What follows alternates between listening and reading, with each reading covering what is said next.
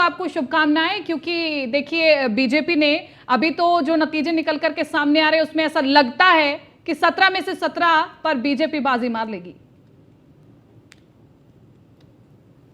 देखिए, मैं तो आप सब पत्रकार बंधुओं को भी बधाई दूंगा कि जो सही बात थी जनता तक पहुंचाया, और अपने कार्यकर्ताओं को, निषाद पार्टी, भारतीय जनता पार्टी के, और जनता को बधाई दूंगा कि 70 साल बाद उन्होंने दिल्ली की सरकार चुनी तो दुनिया में एक नाम राष्ट्रवाद का आगे बढ़ा, अर्थव्यवस्था में 5वें नंबर पर आए। आज के दिन में हम जो है ब्रिटेन, हम 350 बरस से हमारे यहाँ राज किया था, वो अर्थव्यवस्था में नीचे आ गए। हम G20 का नेतृत्व कर रहे हैं। प्रधानमंत्री ने हमारे लिए चिंता की, गरीबों के लिए मकान दिया, इलाज के लिए पैसा उन्होंने योजना दिया, उसके बाद उन्होंने खाद्यान्न दिया। हमारे जैसे मत्स्य मंत्रालय अलग करके 26,000 करोड़ रुपया देश के मछुआरों को दिया।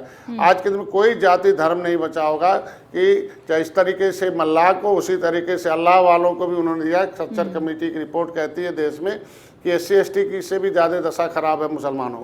इसके मतलब सभी पार्टियों ने मुसलमानों का वोट लेके उन्हें चौराहे पर छोड़ दिया, लेकिन हमारी सरकार ने उन्हें, चाहे कोरोना काल हुआ, उन्हें इलाज, खाद्यान्न दिया, इलाज दिया, सब कुछ बराबर के। आज उत्तर प्रदेश में दोबारा हमारी सरकार बनी, जो हमने संकल्प पत्र में रखा था, चाहे वो मत्स्य क्षेत्र के अंदर मछुआ कल्याण कोष की हो, निषाद राज बोर्ड योजना की हो, चाहे मुख्यमंत्री, यही मतलब कि सबका साथ सबका विकास लेकर के चले और उसी के नतीजे सामने आए हैं। संजय निषाद जी, लेकिन मैं आपसे ये भी पूछना चाहती हूँ, क्योंकि आपका अनुभव भी है राजनीति में काफी ज्यादा, तो मैं ये आपसे पूछना चाहती हूँ कि विपक्ष कहाँ पिछड़ गया, कहाँ रणनीति फेल साबित दिखाई दे रही है आपको? विपक्ष के पास कुछ है नहीं, जो कि अखाड़े के पहलवान तो अब है नहीं, सब भाड़े के पहलवान हैं।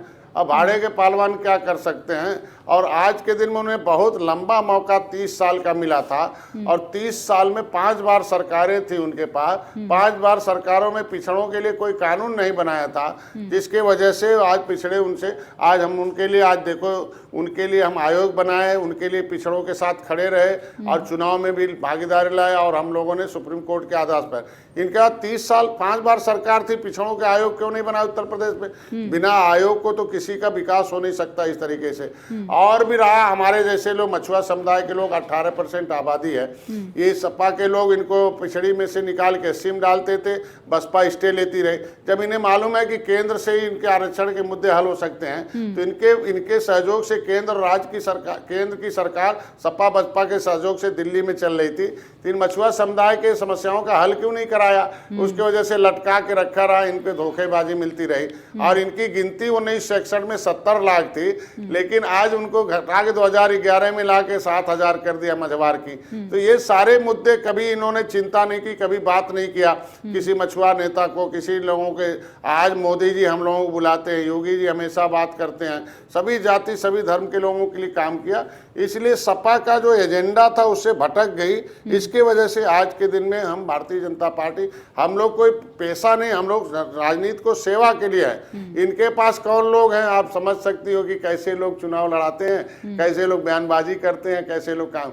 जब इनके साथ हम लोगों ने, आप देख सकते हैं कि 2018 में हम इनके साथ आए थे, सपा बसपा के साथ 5 लोगों के साथ थे हम। निषाद पार्टी थी, पीस पार्टी थी, सपा बसपा थी, सपा थी, लेकिन जीत तो एक हुई ना। दोनों जीते हुए प्रत्याशी थे, प्रवीण जी और जो है वो जो है क्या नाम है उनका, नागेंद्र पटेल, दोनों को टिकट नहीं दिया। तो इसके मतलब इन्हें केवल अपने आगे बढ़ना, बाकी जातियों को पीछे रखना, उनको कभी आगे बढ़ने की कोशिश नहीं करने देना। तो ये तमाम कमियां रही हैं, और जिसके वजह से आज समाजवादी पार्टी अपने मुद्दों से, और जो इनका मुद्दा था, जिनके लिए समाजवादी पार्टी बनी थी, वो उस पर नहीं चलती है। वो एक विशेष वर्ग का ध्यान देते हैं, इसे एक विशेष वर्ग के लोगों के सहारे आगे बढ़ना चाहते हैं। हम सबके लिए काम करते हैं, हमारे साथ अल्लाह वाले भी हैं, मल्लाह वाले भी हैं, और दोनों मेरे साथ है, इसलिए हम आगे बढ़ रहे हैं, और हमारे साथ जनता हमारा स्वीकार कर रही है। लेकिन इसी के साथ साथ अभी तक तो हम यही दिखा रहे थे कि समाजवादी पार्टी और बीजेपी में ही टक्कर है बाकी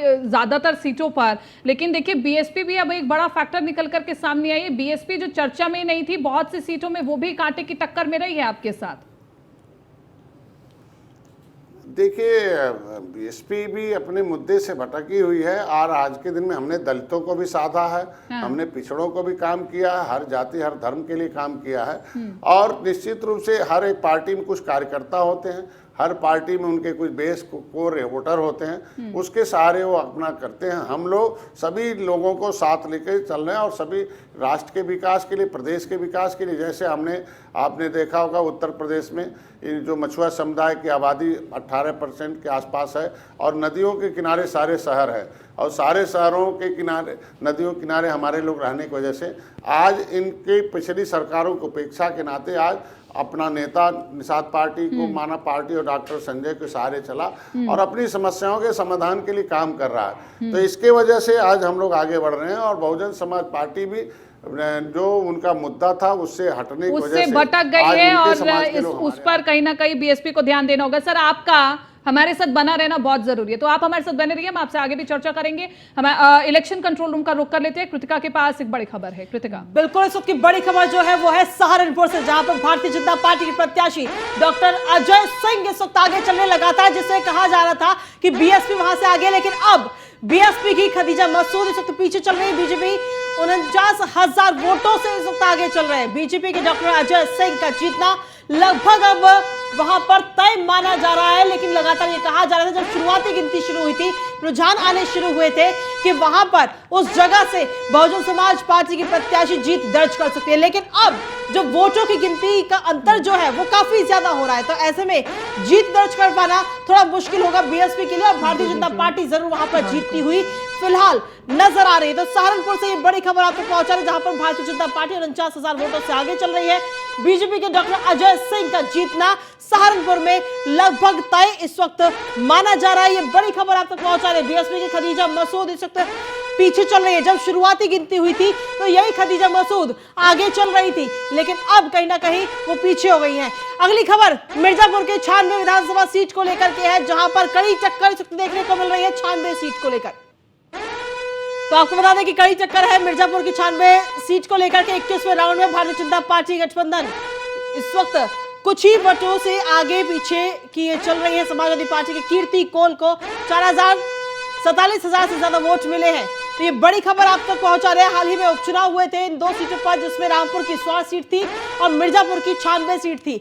मिर्जापुर की 96 सीट की अगर बात करें तो राहुल कोल के कैंसर की वजह से निधन के बाद में ये सीट खाली हुई थी, जिसके बाद में यहाँ पर उपचुनाव हुआ और इस सीट पर समाजवादी पार्टी और बीजेपी गठबंधन की कड़ी टक्कर इस वक्त देखने को मिल रही है, आपको लगातार बता रहे हैं। वहीं अगली खबर मथुरा से है, जहां बीजेपी प्रत्याशी इस वक्त आगे चल रहे, कांग्रेस के श्याम सुंदर पीछे चल रहे हैं। ये बड़ी खबर आप तक पहुंचा रहे हैं मथुरा से, जहां बीजेपी 70,000 वोटों से आगे चली। देखिए, जो मतों का अंतर है वो बहुत ज्यादा है, जिसे कवर करना थोड़ा बहुत मुश्किल होगा। कांग्रेस के श्याम सुंदर इस वक्त पीछे चल रहे हैं, बीजेपी 70,000 वोटों से आगे चल रही है मथुरा के अंदर। ये बड़ी खबर आप तक पहुंचा रहे हैं, जहां मथुरा से भारतीय जनता पार्टी के प्रत्याशी विनोद अग्रवाल इस वक्त आगे चल रहे हैं। कांग्रेस के श्याम सुंदर पीछे चल रहे हैं, समाजवादी पार्टी उसके भी बाद में है। यानी कि कड़ी टक्कर अगर देखा जाए तो यहाँ पर कांग्रेस इस वक्त बीजेपी प्रत्याशी को टक्कर देती हुई जरूर नजर आ रही है। कांग्रेस के श्याम सुंदर इस वक्त पीछे चल रहे हैं और बीजेपी इस वक्त यहाँ से आगे चल रही है। तो कुल मिलाकर कई सारी ऐसी जगह है जहां पर भारतीय जनता पार्टी लगातार बढ़त बनाए हुए है। हालांकि गिनती अभी लगातार जारी है, अभी कई राउंड की गिनती और बाकी है। जैसे जैसे गिनती पूरी होगी तो नतीजे, जो तस्वीर है नतीजों की, वो धीरे धीरे साफ होती नजर आएगी। लेकिन फिलहाल अगर देखा जाए तो 49,000 वोटों का जो अंतर है उसे पूरा करना इतना आसान नहीं होगा, जिसके बाद में ये माना जा रहा है कि बीजेपी की जीत यहां से लगभग तय है। चलिए इसी के साथ वापस रुक करेंगे स्टूडियो का। बिल्कुल कृतिका, जो कई सीटें हम जिन पर दिखा रहे हैं रुझान, वहां पर तो देख करके पता चलता है कि किस प्रकार से बीजेपी आगे चल रही है और जो नतीजे हैं, अगर वो नतीजे, जो रुझान है वो नतीजों में तब्दील होते हैं तो वो हैरान कर देने वाले होंगे, क्योंकि बीजेपी एक बड़े अंतर से आगे चल रही है बहुत सी सीटों पर।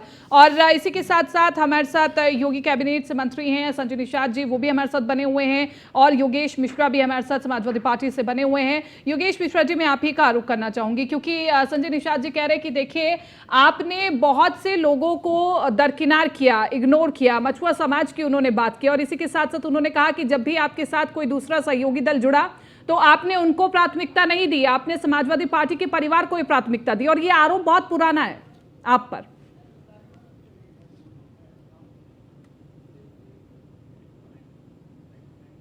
योगेश जी की आवाज दीजिए। दरकिनार कर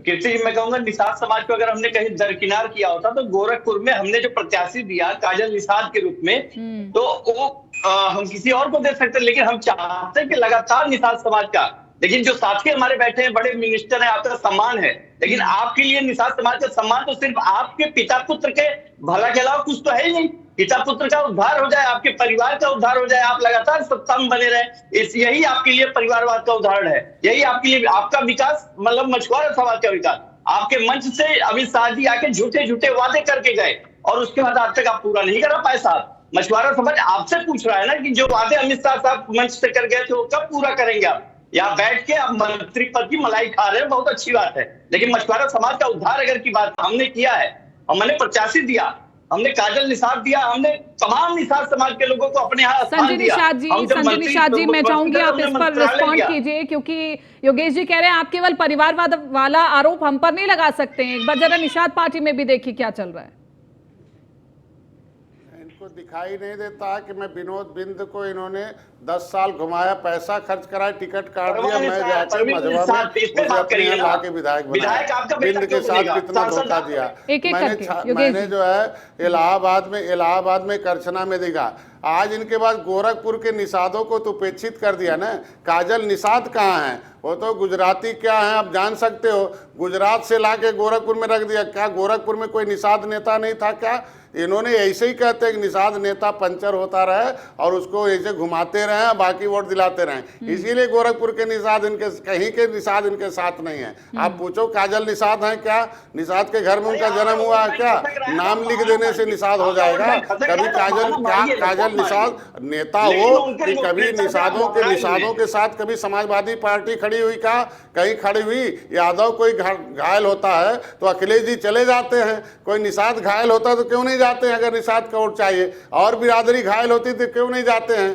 किसी के यहाँ किसी के और पुण्यतिथि में क्यों नहीं जाते? उनसे पूछा जाए। समाजवादी पार्टी के हम तो छोटी पार्टी वाले हैं, अभी उनके सामने हम लोग अपने समाज के दुख दर्द को दूर करने के लिए हम लोग आए हैं। इनको पूछो कि दो तो एक बेटा मेरा योगेश जी, अरे मैं पूछ रहा, इनसे पूछा जाए। एक बात निषाद पार्टी का आप पर आरोप नहीं है, और भी जो छोटे दल है उनका भी आप पर आरोप है, MP MLA है। ठीक है, ये सिर्फ निषाद पार्टी का आप पर आरोप नहीं है, ये जो बाकी और छोटे दल है उनका भी आप पर आरोप है कि आप उनके साथ जुड़ तो जाते हैं लेकिन उनको किसी प्रकार से प्राथमिकता नहीं दे पाते, उनकी बातों को नहीं सुनते हैं, और इसलिए फिर कुछ समय बाद आपसे वो छोटे दल अलग हो जाते हैं। इस पर भी तो आपको सोचना होगा, क्योंकि जनता पर इम्पैक्ट जरूर डालते हैं।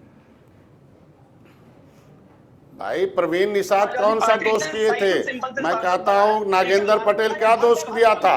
जो दो मुख्यमंत्रियों की सीट जीती थी तो क्यों नहीं टिकट दिया? हम कहते हैं हम खराब है, नागेंद्र पटेल का क्या दोष था?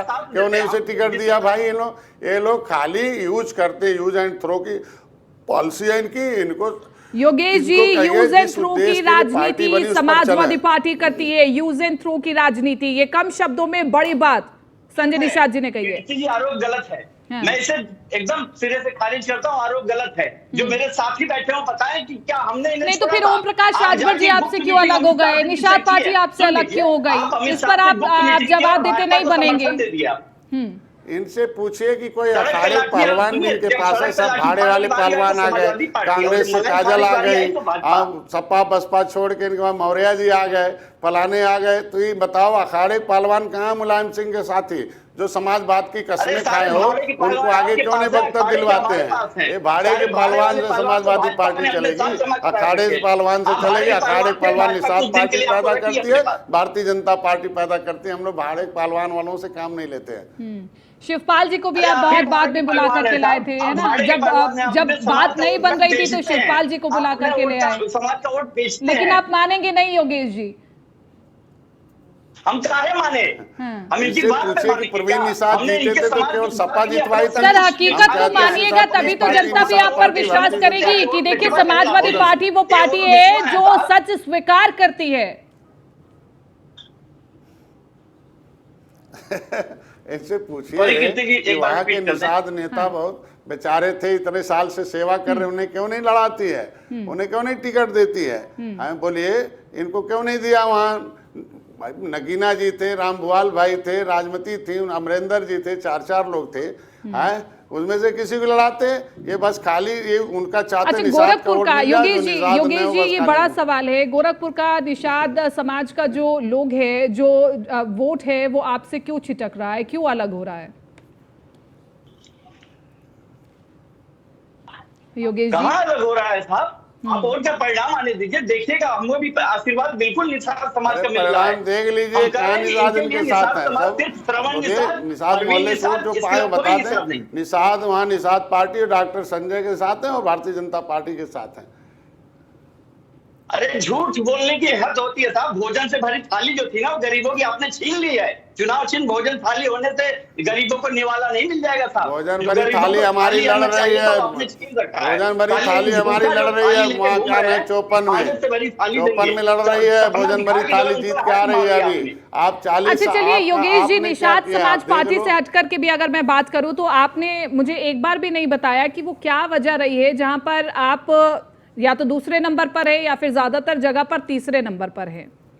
निषाद जी तो कह रहे हैं कि हमें तो बीजेपी के साथ जाने का फायदा मिला है, हमने उनके साथ जाकर के लोगों का विकास किया है, जो हमने वायदे किए थे वो पूरे किए हैं। लेकिन आपने एक बार भी नहीं बताया कि ये जो जगह जगह आपको हार मिल रही है, अब तो मान लीजिए जगह जगह हार मिल रही है, वहां वजह क्या है?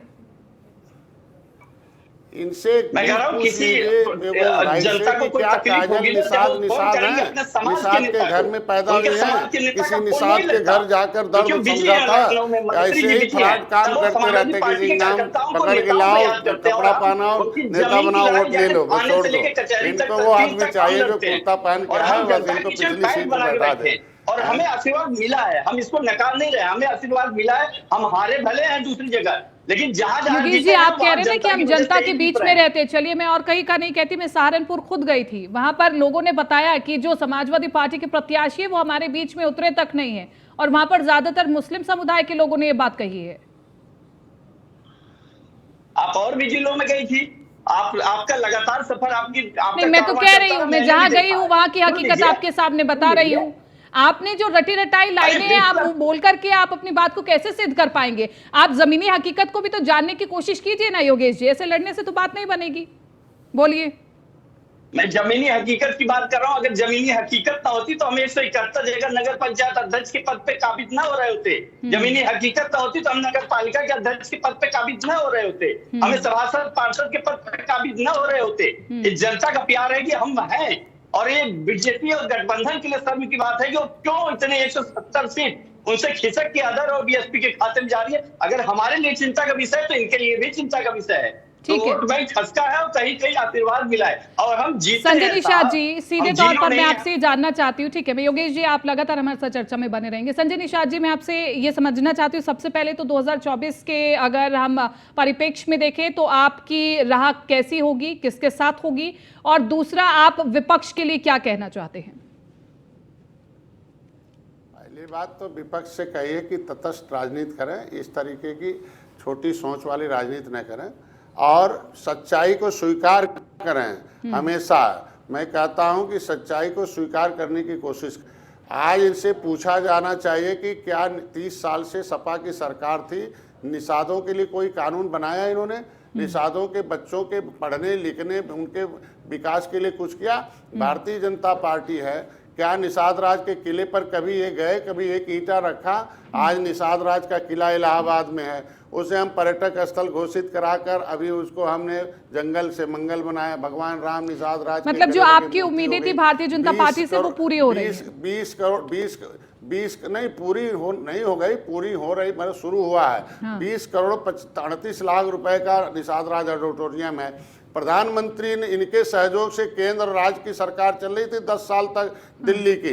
इनसे पूछा जाना चाहिए कि 67 वर्ष में केवल पूरे देश के विकास, मछुआरों के विकास के लिए 3000 करोड़ रुपया दिया था, 18% मछुआरों के लिए। आज प्रधानमंत्री मोदी ने 6 साल में 26,000 करोड़ रुपया दिया। आज के दिन में उन्होंने प्रधानमंत्री मत्स्य संपदा योजना दिया, हमारे लिए अनुदान दिया, हमारे लिए बीमा दिया। उत्तर प्रदेश में निषाद मुख्यमंत्री संपदा योजना है, निषाद राज बोट योजना है, उनके लिए सुरक्षा कवच है, मछुआ कल्याण कोष की स्थापना भी कराई है। तो शुरुआत तो हुआ ना शिक्षा का। आज हमारे आरक्षण के मुद्दे पर मोदी जी बुलाकर हमसे चर्चा तो करते हैं ना। आज के दिन में हम उनको वकालत करके प्रधानमंत्री के टेबल पर पहुंचा दिया। 70 साल में कभी किसी प्रधानमंत्री ने निषाद के बेटे को बगल में बैठा के कभी चर्चा किया था? इन्होंने सपा बसपा के सहयोग से केंद्र की सरकार चल रही थी, कभी किसी मछुआरे के बेटे को लेके गए थे क्या जो है मनमोहन सिंह के पास और या देवगौड़ा के पास जो है? आज के दिन में उत्तर प्रदेश में मछुआरों ने अपने कल्याण के लिए खुद की पार्टी बना रखी है। इनके जाल में फंसने वाला नहीं है, वो खुद अपनी समस्याओं का समाधान करेगा धीरे धीरे। क्योंकि झंडे से समस्या का समाधान होता है, नेता और पार्टी से होता है। इसलिए आप धीरे धीरे देखिए, एक विधायक था, 11 विधायक है। हम सदन में आवाज उठा रहे थे, समाजवादी पार्टी वाले कहते थे नाव वाले हैं, तो मैंने कहा हम नाव वाले नहीं है, चुनाव वाले हैं। हम कह रहे हैं और चुनाव में हम आए तो देख लो क्या दशा इन लोगों की। हम कहते हैं कि किसी का भी इज्जत हो। मैंने जब पूछना शुरू किया कि भाई हम जब आपसे मांगने जाते थे तो मैं लाठी क्यों मांगी गई, क्यों हमारे लिए क्यों 302 का मुलजिम बनाएगा, क्यों हम लोग रेल आंदोलन किए थे तो वहां लोगों ने हमारे लोगों के ऊपर गोलियां चलाई, 302 का फर्जी मुकदमा। मतलब यही सरकार है ना। ठीक है इनकी योगेश जी, सरकार देखिए में ये हम तो जाते थे तो तय लाठी है मिलती कि थी। जिस हमारी दल का सरकार जो है बुला के सुनेगा बात करती वो है। उसी के पास जाएगा।